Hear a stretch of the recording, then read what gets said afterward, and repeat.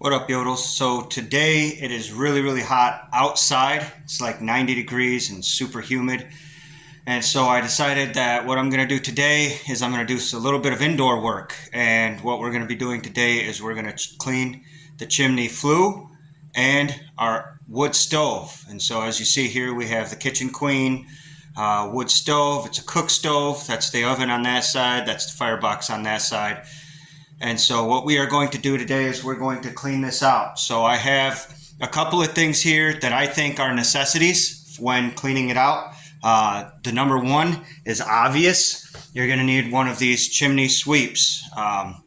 If you don't like this kind, you can get whatever kind you want. I'll put a link in the description for the chimney sweep that I use. The other thing that I think is a necessity when cleaning out your wood stove and your chimney is one of these. It's called an ash vacuum. And so this ash vacuum, what it does is it's got, number one, it's steel. This is a steel can, so if anything's hot, this is just an all-around great thing to have if you have a wood stove, so that you can clean out your wood stove even after it's been hot. But so it's got these 3 clips on the sides. And then underneath, it's got this fire-resistant filter that keeps the hot dust from getting into your regular filter, okay? And so this tool, I would say, is another necessity, because you'll see that what we're doing, I'm going to use this today. Our wood stove is not hot, but I do need to get all of this ash out. See all the ash from last year's burn. And then also, when I start actually cleaning this thing out, getting down in here and up in the flue, what I'm going to be doing is knocking out a bunch of creosote, and I want to be able to suck all that up. I want to be able to get that all up and out. So I thought this would be a good video for you guys, because it's going to be winter soon. It might be 90 degrees today, but last week we're in northern Michigan. Last week we were down into under 40 degrees at night. And so fortunately we have a very well insulated house, and our buddy Doug got us all new windows in the whole house. So we haven't had to use this yet. We do have a propane furnace, but we hope to never have to use that except once a year, just to make sure it remains functioning. But yeah, so I just thought that this would be a good video for you guys. That way I could show you how it is that at least I'm not saying that this is the best way to do it. Probably if you've got a little bit of money, it might not be a bad idea to have a professional come and inspect, especially if you have like a wood burning fireplace instead of just a wood burner. But basically all I've got is this pipe going straight up and out. I don't have the tile and all that whatnot. So anyway, so we're going to clean this out. I figured I'd take you along so that you could maybe learn something from me or get some ideas. Maybe you can drop down in the comments below, tell me what I'm doing wrong, because I am not thoroughly experienced at this. I'm just showing you what it is that I do and how I do it, and then you can take that from there. All right, let's get to it.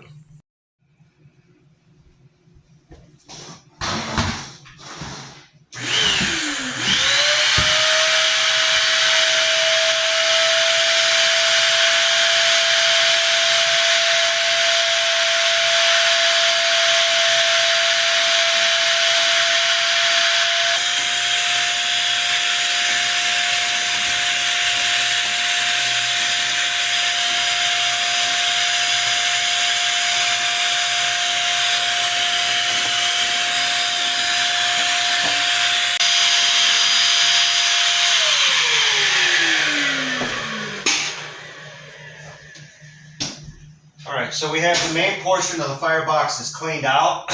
Now what we have to do is we have to go underneath, pull the ash bucket, which I'm sure is extremely full. So there's a pan underneath here. See how I just opened that up, and then what we do is we pull this out. And this is going to be full because I really don't clean this out. I usually leave it because it's great insulation, keeps my fire hot, keeps my coals going. So yeah, this is extremely full.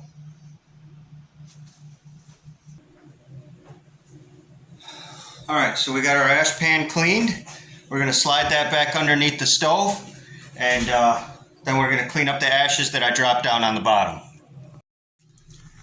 All right, so what I noticed is that when I pulled out the ash pan, there's still a bunch of ash in here, and there's a bunch of ash down here on the floor, if you could see that. So what we're gonna do is we're gonna vacuum all that out, make sure that's all cleaned up, and then we'll leave this ash pan out for right now and we'll close this seal here, because when I start running that cleaning brush up and in there, it's going to knock a bunch of stuff back down, and then I'm going to have to empty it and clean it anyway.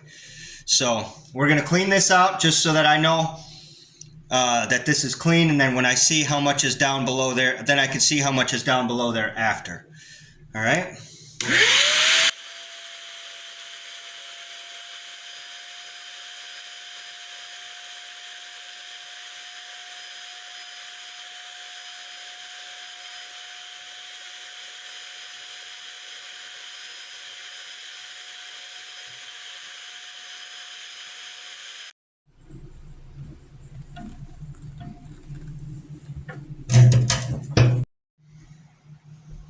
Alright, so what we're going to do now is we're going to use this brush here.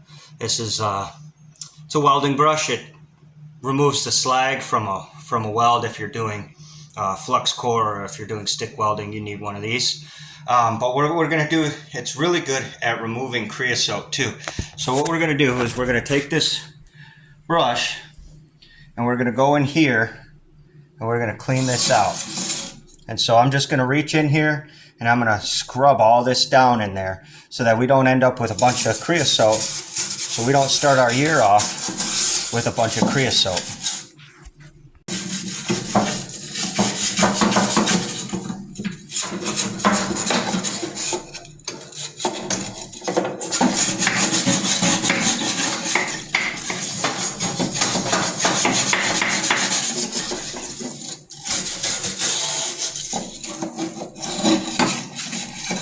It's important to get at the top as well. A lot of people forget the top. It's easy to forget, but that's where the majority of the buildup is going to be. It's right along here in the top.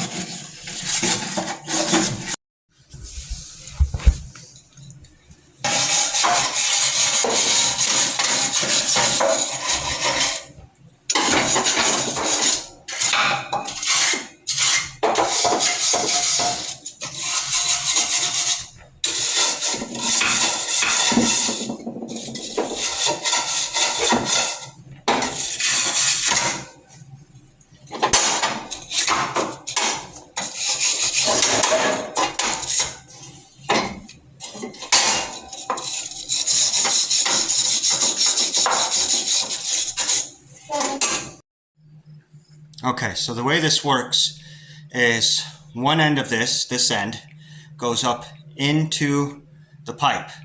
The other end will connect to my drill. And then this has the ability to extend longer and longer and longer, up to 25 feet.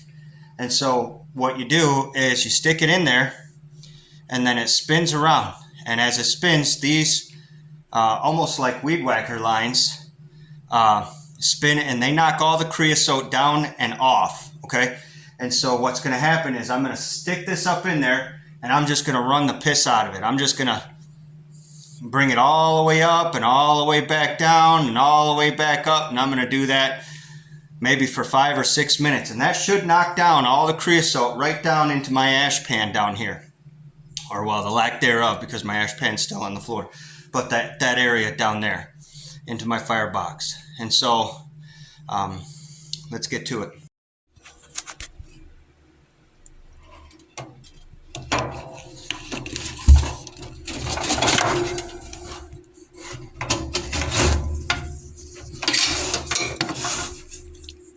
Okay, so that's our first extension in.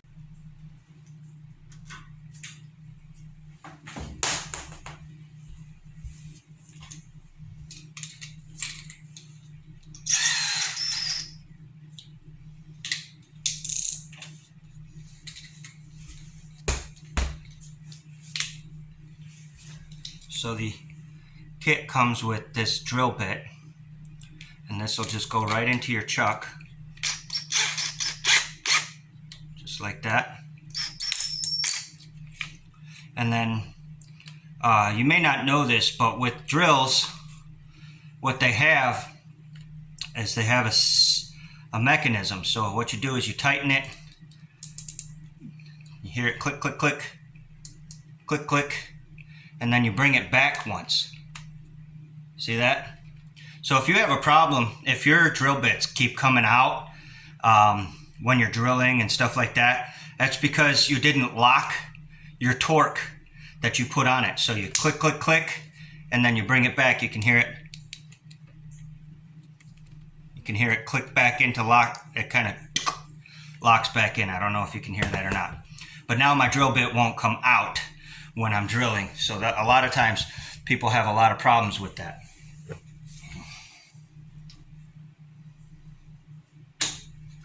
So what we're going to do now is we're just going to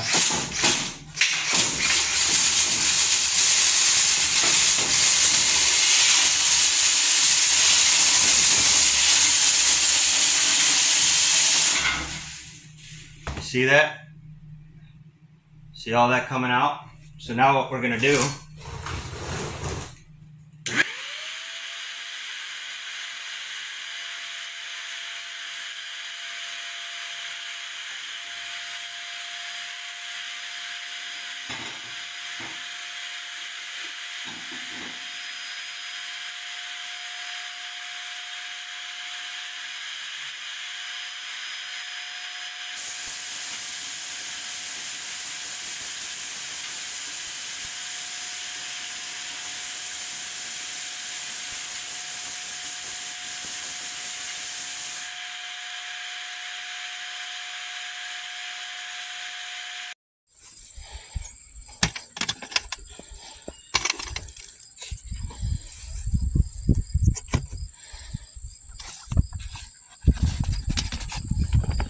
wasn't as full as I thought it was. That's okay.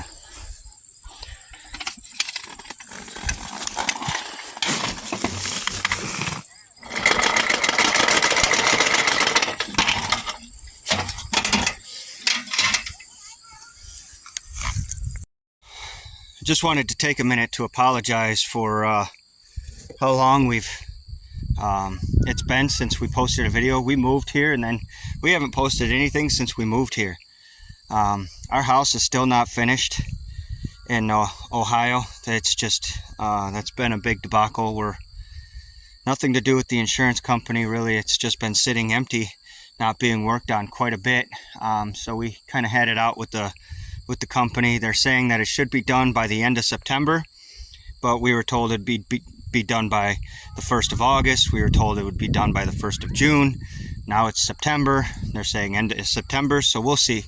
But we'll be listing that house. It'll be brand new inside, and then the property is beautiful. It's on a dead-end street close to Cleveland. It's an awesome thing. But anyway, without digressing too far, a lot has been going on here on the homestead. We have sheep now. We've got turkeys that are just about ready for processing. We got the 20 chickens, layer hens. We've got 50 meat birds in the back. Yeah, and then on top of that, we've had the sawmill up and running. So I've got a stack here. That's going to be Emily's greenhouse. That's all cedar. I worked out a deal with a buddy here in town, and we're doing board for board. I'm milling it, but he's got the wood, and so he's got 26 cords of logs. So we've been milling this cedar. I wish you could smell it. It is amazing. I absolutely love this wood. So this will be Emily's greenhouse. We'll do a video on that. That's it's going to be probably a 12 by 16 greenhouse. So this is all kitted up and ready for that. And then over here, this pile over here is all slab wood. Well, not slab wood, it's all live edge. You can see the live edge. This is all also cedar.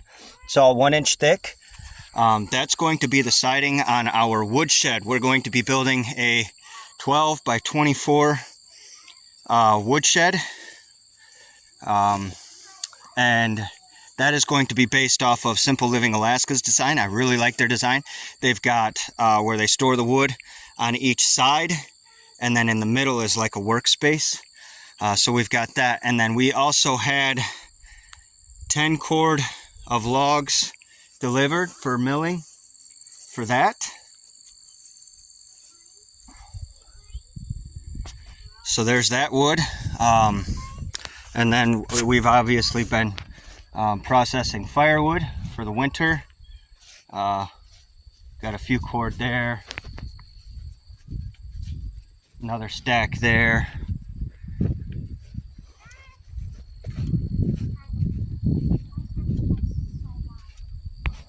And then I've been cutting up the slab wood. So what I do is I put the slab wood in these sawhorses and I stack it up, and I could just cut. And then as I get full and I move back in my pile, I just move the sawhorses back, and then the pile is right behind it. And then we'll take all that and stack it. So that's been a source of work there. So anyway, we do have lots going on here at the homestead. I will keep you updated. We are going to start updating videos and putting the videos on. But we don't have internet here. It's very expensive to get internet where we're at. We're kind of way out in the cut. It's very expensive to get internet where we are, and we really just don't see the need for it. So we'll have to drive into town, sit at the library, and upload our videos for you. But we are going to start uploading videos now that things are starting to settle down a little bit. We as a family are getting ready for Sukkot. Sukkot, if you don't know, is basically one of the feasts of the year. It's also known as the Feast of Tabernacles, where we're going to live inside a bell tent for a week with a bunch of other believers. And yeah, it's just it's one of the things that God commanded that we follow for all of eternity. If you're curious about that kind of stuff, if you want to see more of why it is that we follow Torah here on the channel, let me know in the comments below. But anyway, so yeah, right now we've got this tent out and it's drying. We got rained out, and the waterproofing on the rain fly was not good, so we started drying that out, and now Emily's actually using it. Here, see if you can see. Emily's got tomatoes curing in there. We have quite a bit of tomatoes in the garden. I imagine we're going to get about 3 or 4 bushels this year, would be my guess. And so maybe she'll do a video on processing. Maybe not, I don't know. But anyway, yeah, so I just wanted to give you a quick update. A lot of the stuff that's going on here at Rooted Reliance. We just had to spend a couple of months getting settled in. And it's been very hard to pull away to get to town to upload videos, but I'll make sure this one gets out to you. And all right, let's finish up with the wood stove. So what I'm going to do is add a couple more extensions.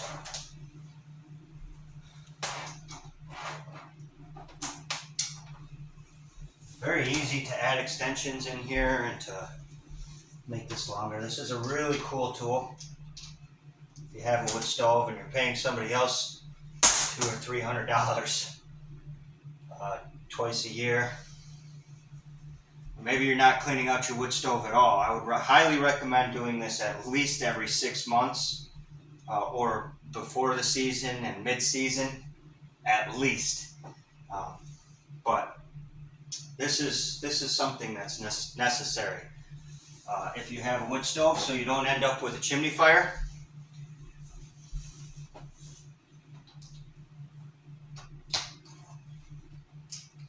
And I can't remember how much this is, $60, something like that. One-time deal. It's worth every penny. Alright, so we're going to Turn this back on. Finish up.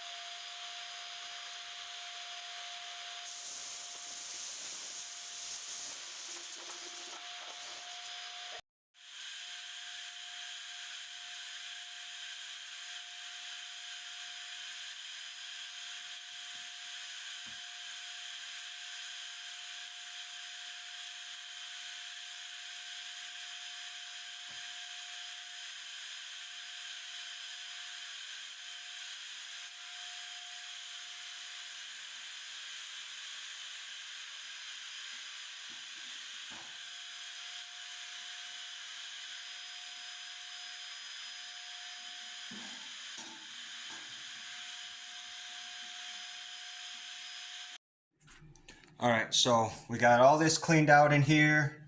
Now you can see the creosote here. See that? That's all we're doing is just taking that film off.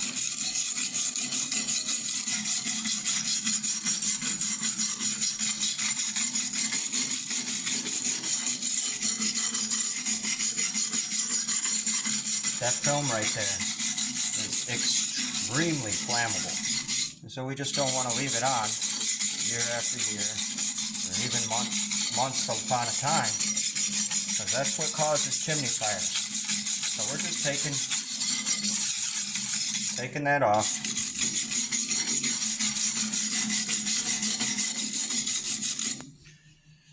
Because you know what Smokey the Bear says, only you can prevent forest fires. Well, only you can prevent a chimney fire. And believe me, we know about fires in the house. Our fire was not because the chimney caught on fire, but it's because our fireplace box in our house was not properly done. The mortar had gone away a little bit, and some sparks worked their way down into the wall. And the people who had built our house in Ohio, what they had done was they had put fiberboard behind the chimney box, and you're supposed to have like a cement board or something like that, a fireproof board, like backing against it, and they didn't. And so the inside of our wall smoldered and caught fire just a little bit, not really. It only really burned one stud. The extent of our damage was smoke damage. If you don't know about smoke damage, what started off as what could have been just a 2 or 3 hour fix for me myself ended up in our entire house getting gutted. All the insulation, everything, it's completely all the way down to the studs, repainted everything, yada yada yada. So anyway, make sure that you stay up on your maintenance on your stoves, because the last thing you want is a fire in your home. That being said, if you do not have one of these fire blankets, I'm not sponsored by anybody. These fire blankets, what it is you pull these tabs you pull these tabs out and a blanket comes out, and you can lay it down on top of your stove. It stops grease fires. It smothers the fire. And so if you don't have one of those right in your kitchen, you should. And then the other thing is these fire extinguishers. It's a AFO whatever fire extinguisher, auto fire off fireball. So check these out. There's a bunch of videos on these and how they work. They're like $36 for one. But what happens is when this ball gets hot, if there's a fire in your house and fire and flames touch this ball, it explodes. And what's inside of here is a fire extinguisher and an extinguishant. And so what happens is it will help, if not fully, smother that fire that you have going on in your house if you're unaware. It's kind of like a fire alarm with a built-in fire extinguisher. And so that thing will pop and it'll put out the fire in the immediate area. So we keep one right by the wood stove, and that'll just help in the event that there is a fire. Also, make sure you stay up on your smoke detectors. Make sure that your smoke detectors, you're testing them at least once a month. The reason that we had our fire, the reason our fire extinguisher didn't go off, I was replacing the batteries, but if you don't test it, sometimes they just go bad. And our fire alarm had gone bad, the one that was immediately by the fire. And so I woke up in the middle of the night on Christmas Eve to my room was full of smoke. I thought there was a bad downdraft because we had a storm outside. Turns out that the wall was on fire and it was pouring smoke into our room. And so you don't want to wake up like that either. Make sure that you stay up on your fire alarms. You never know if you're going to have a wood fire, a electrical fire, any kind of fire. Just please stay up on your fire alarms. Make sure you've got fire extinguishers in the house. Make sure you have a fire blanket for your wood stove. These things are just basics. So anyway, I love you guys. Thanks for tagging along. Thanks for dealing with me rambling on about all the stuff that's going on here. We look forward to keeping you updated, and we look forward to posting more videos now that we're kind of slowing down a little bit and getting back on track. We will try to post a video most likely every Wednesday, but I'm not 100% sure. But we will post one once a week. Love you guys. Nobody's told you today. God bless. Shalom. Peace out.